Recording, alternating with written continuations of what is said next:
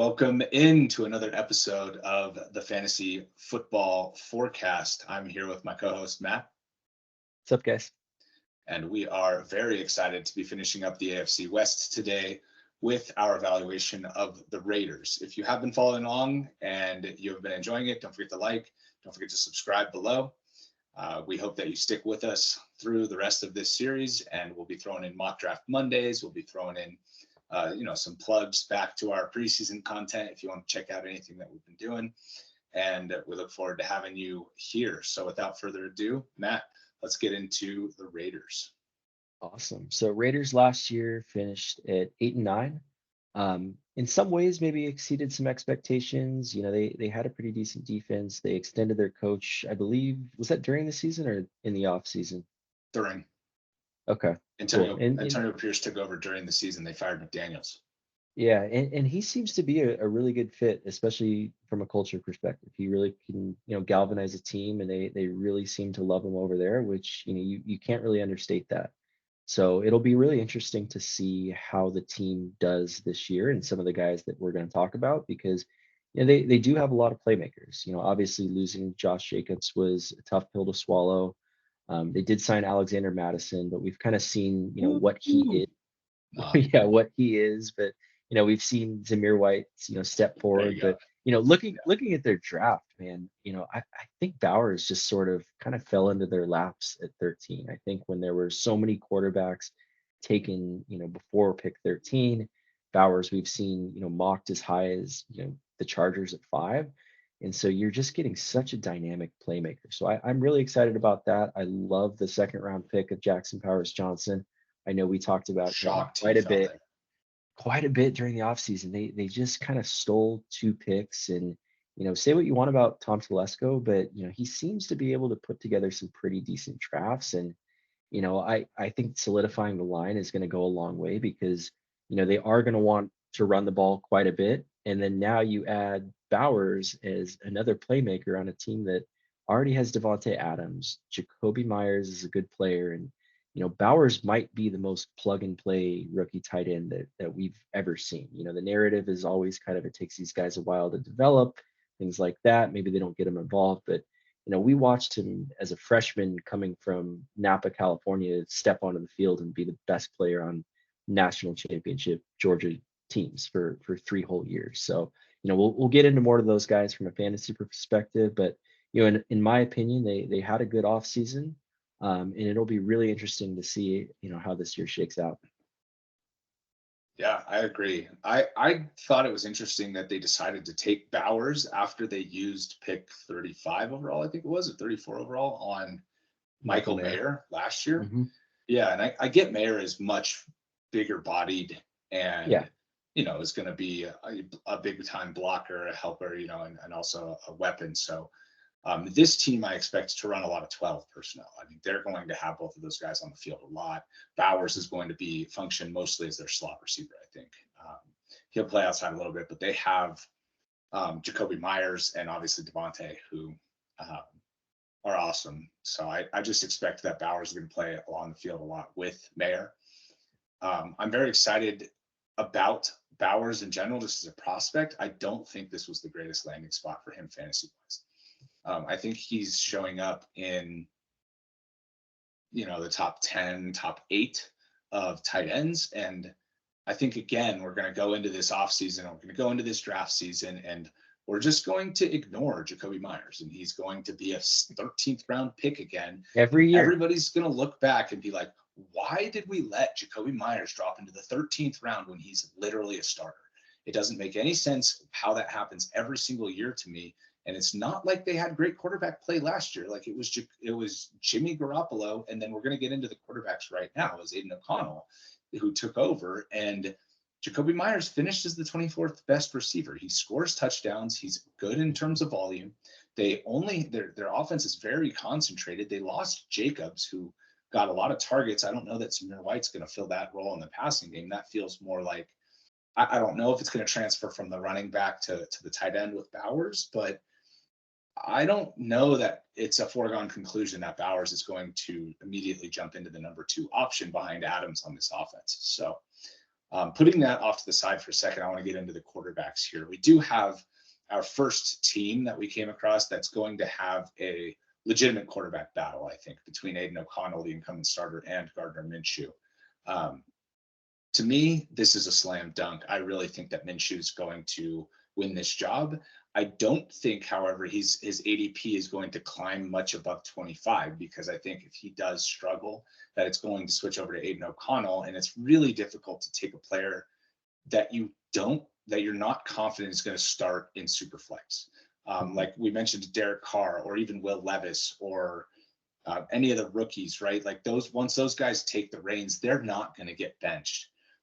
So taking a guy like Minshew, who I really like from fantasy perspective, if you told me that he was going to play all 17 games, I'd probably push him up around Matt Stafford. That's how good I think he is as a player. And he's got these weapons around him that I think are going to help him succeed. But the problem is when you have a young Aidan O'Connell who can also play, it's going to be interesting from a constantly having to worry all the way into week 9, 10, 11, 12. Am I going to lose a player here because he gets benched? Another element of Superflex that's very entertaining to think about, and that otherwise doesn't impact fantasy at all. And so having that element in the game and with your friends and talking smack about somebody maybe losing a starter or picking up a quarterback mid-season and like forcing trades with teams that don't have quarterbacks is definitely an element to Superflex leagues that you don't get otherwise.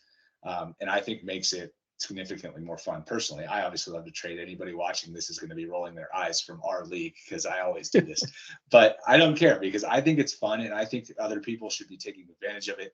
I know for sure in other Superflex leagues that other people are taking advantage of it.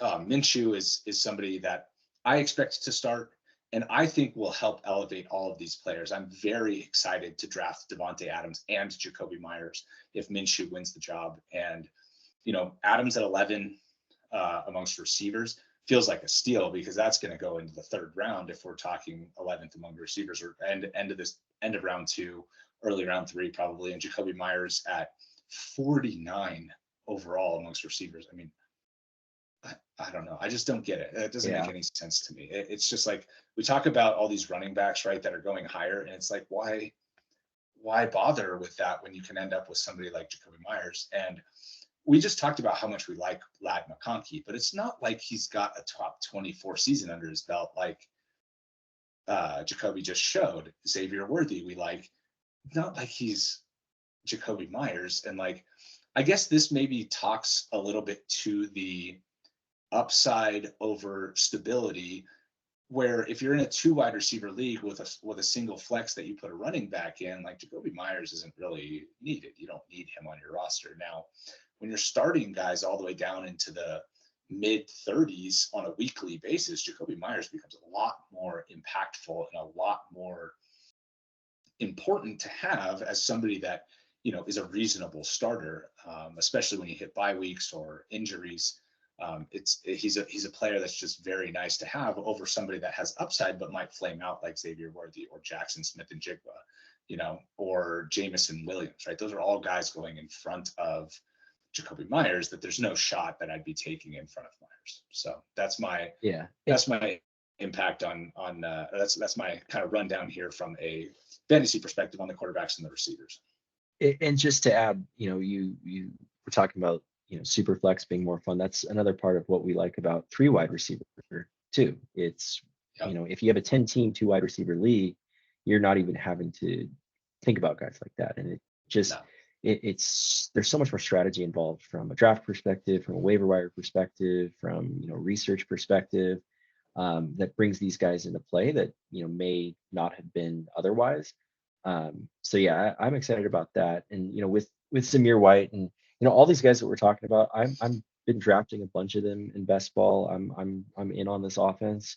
Zamir White, I guess the biggest fear is that we kind of saw it last year with Alexander Mattison, even Tony Pollard, where we thought, okay, these guys that have been backups and have performed well as backups, they get the starting job, and it falls flat. But I think at number 22, I'm kind of willing to take that risk, because if it hits and he's top 12, then that's great value there.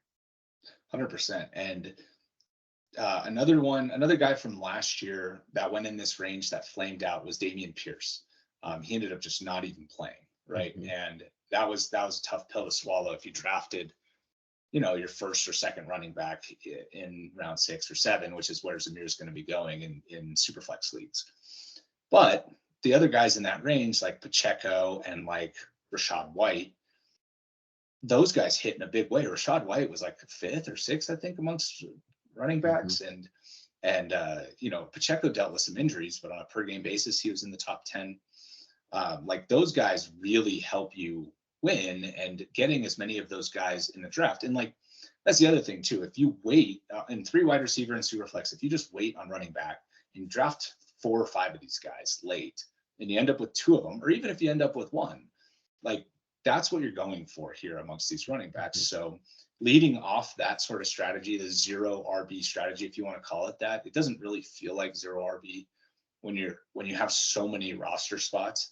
But if you pick your first, if you go receiver, quarterback, tight end, receiver, and you're looking in round 6 and Zamir's there, that's the type of player that I really would heavily target, because if he does hit, he's going to be much more valuable. And the expectation is that he's going to get all the work.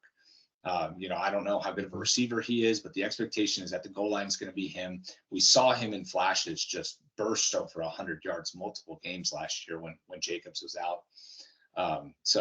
Full workload of a season we haven't seen yet. So there is that, major question mark that we didn't have with somebody like Rachaad White or even Pacheco. Pacheco had played a whole year as well as the starter. So, White, very inefficient as a rookie, just didn't look like he was going to be all that strong of a runner, but then had this massive passing game role, which he showed as a rookie.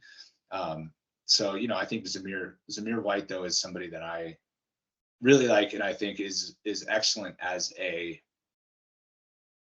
potentially high floor option as your first or your second, especially if you need a starter at that range of the draft. I think he's somebody that I would be very happy to get there. The scenario where I wouldn't take him, as I think I've hammered home the point that I like him as a starter. If I'm drafting my first bench running back, I'm probably not going to go with him. And I know that sounds lame, because it's like you should just pick the best player, but I might shoot for a little more upside if I'm drafting my first bench player. Raheem Mostert is going after him. And if we get information that he's healthy and that he's ready to go, like, it's hard for me to not try and take a swing at that upside. I mean, I get that HN can take a step forward. I get that they drafted right, so their room is kind of packed, but like, as long as Mostert's healthy, he's going to be the one rocking the ball as the starter. Yeah, so we saw it. It didn't matter how well HN played. Like we saw it play out last year. I think that's just more of injury concerns with Mostert. And we'll talk about Miami. I'm pretty out on HN this year. I just don't see a path to a lot of touches, but we can table that for Miami. Just to go back to Brock Bowers, the way I kind of envision drafting him is, if I do miss out on, some of the top tier tight ends, I could see myself going the route of like a Jake Ferguson, who's the number 10 tight end, and then Bowers, who's currently number 13, kind of taking both those guys and then just rolling with Ferguson for a while, seeing how Bowers gets acclimated.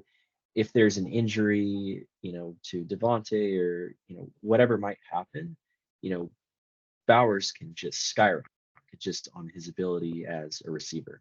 So I'm curious kind of how you think about that, how you're kind of viewing him as you get into draft season. Yeah, I'm on the opposite side of the fence from you on Bowers. I watched Pitts get drafted 4th overall and struggle to produce as a fantasy tight end. Like he had 1,000 yards in his rookie season, but he took a major step back. He only had 1 touchdown that first year. Like, then we watched as Dalton Kincaid last year got drafted and just wasn't what we had hoped. I know he had good years or good games towards the end of the year, but that was after Knox got hurt and after, you probably had already dropped him or moved on from him when you needed somebody else early in the year. So for me, like, I'm looking at Bowers, and again, it's one of those things where I feel like I'd rather take a shot on somebody who's going to play. I mentioned this with Quentin Johnston. Like, I'm going to take a shot on somebody that I feel like has a better shot to play, and I'm going to, if needed, go to the waiver wire for a tight end. I'm going to draft one tight end, and if I need to, I'm going to go to the waiver wire for tight end. Like, guys after him, Dalton Schultz, who was awesome last year, Pat Freiermuth with a new quarterback, new offense, Luke Musgrave going into his second year, Hunter Henry still in New England. He had multiple good games before he hurt his knee. I just think that there's Juwan Johnson won a bunch of best ball leagues last year, late in the year. He's not consistent, but if you need a replacement for an injury, like, you can throw him in there and he can possibly score. You always have the Taysom Hill factor. He's going to be relevant at some point during the year, and he's not even listed on this. So like the thought, I guess, for me is that I'm going to try and draft one of these tight ends early.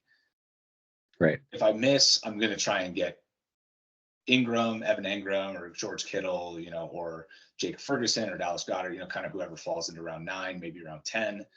And I'm probably going to take like Schultz or Kmet over Bowers anyways. And if I'm going to take a second tight end, like, if I do take that route, like, I'm going to make a point to get TJ Hawkinson as my second tight end. Once he's healthy and re-implemented into the offense, he's going to be great. And I don't have any doubt that he's going to be great. I'm not going to take a chance on somebody that I would expect to drop by week 3. That's how I feel about Brock Bowers. And I get that he's an awesome prospect. I get that he went in and was immediately dominant in Georgia, and he could go in and be immediately dominant in Las Vegas. I just don't know that role is there waiting for him as one of the top 2 options on the offense. That's a good point. And kind of thinking back how, you've drafted versus how I've drafted over the years, our philosophies have kind of been different, where I've kind of taken a lot of rookies and been patient. And, yes, 2 years ago with Kenneth Walker, you hit a home run. Last year with Jackson Smith and Jigba on my bitch all year. Like, it kind of goes both ways. So I think that's more of a philosophy thing, but as a talent that's going to help his team, I'm really excited, but yeah, there's a lot of mouths to feed. So we'll see. Yeah. Well, and also the other side of the coin on Bowers, right? To argue your side of the point, this past year was a major exception to the, to the tight end rule for rookie tight ends. I mean, Sam Laporta, Trey McBride, and Dalton Kincaid are all currently in the top 5 in ADP. So, like, seeing that has to get you at least a little bit more excited about Bowers, especially if you like these young prospects. So I get it from that point of view. I just am a lot less interested in taking rookies in general, but also rookies that I'm not sure about their role going into the offense, So, in Detroit with Laporta, we got a lot of news out of camp that, was looking like he was going to be big time involved from the beginning. And boom, right out of the gate, 6 targets in week 1. And it was like, oh man, we all should have had Laporta way higher. So, maybe if we hear some of those rumors from Bowers out of camp as we get closer, I'll get more on board. But from where we're standing now, I'm not going to end up with him on any teams. Cool. Any lasting thoughts on Las Vegas? No, nothing more from Vegas. I am looking forward to seeing a full season of Antonio Pierce as the head coach. So good luck to the Raiders, even though I hate them. And if you're still with us, don't forget to like and subscribe. And we look forward to continue to push forward this 32 team series as we get further and further removed from the draft and from the offseason moves. And we continue to make these videos and analyze the rest of the teams. So we look forward to having you back here next week. With that, that's it for us. Have a good one. Thanks, guys.